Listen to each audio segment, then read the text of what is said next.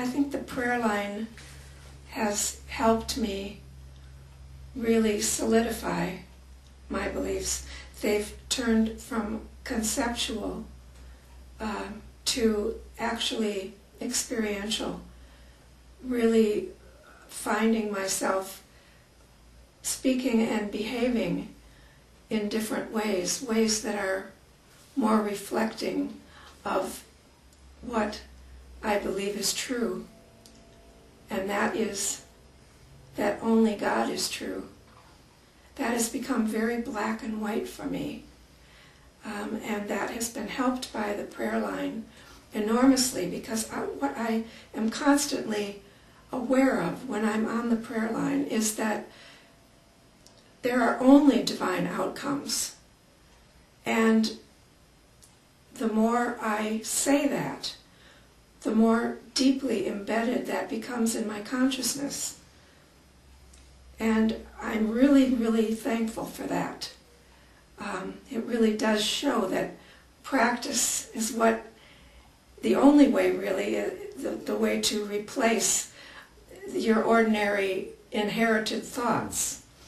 And so that's one of the things I always think about when I'm away, when I'm not here to do prayer line because I'm in the U.S. visiting my family, or on the occasional trip somewhere in Europe for a holiday.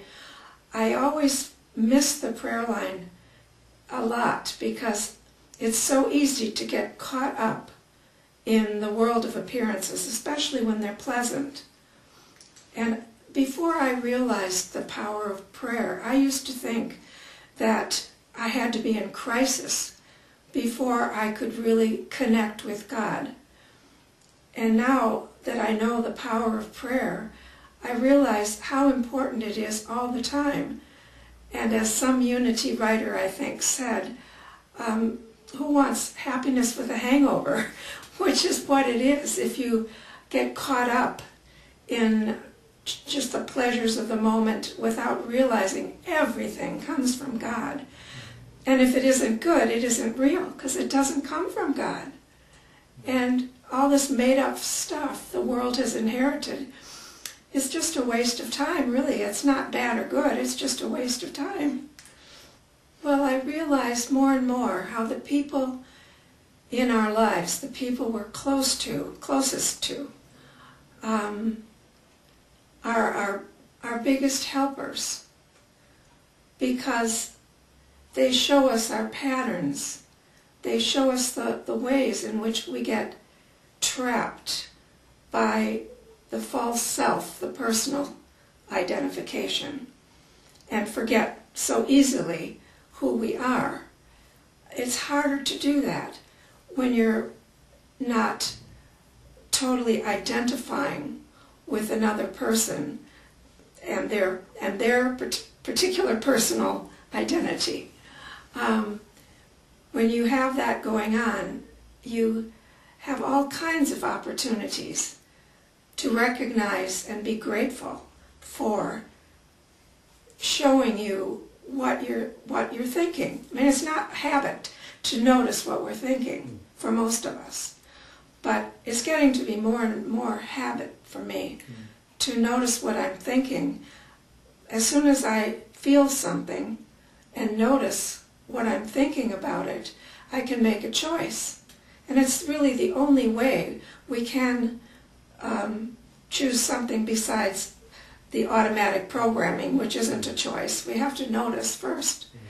And I've been teaching that for years, but since I've been working with Unity, I have had more chance to practice and therefore have become more able to notice what I'm thinking as well and make those choices. When I'm focused on prayer line, I'm really focused on that inner light.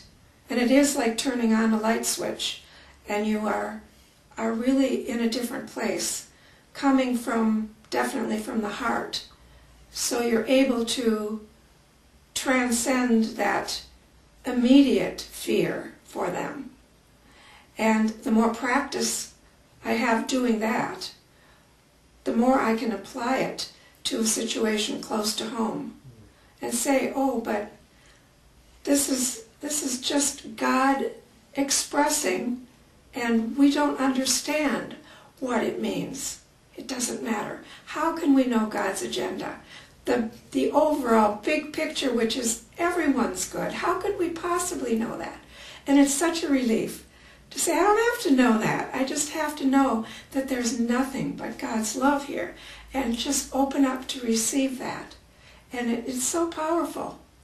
When you start seeing things differently, and you realize it's your own fear that you're dealing with when you become afraid and worried about someone else. Right now, I think it seems to be between two places.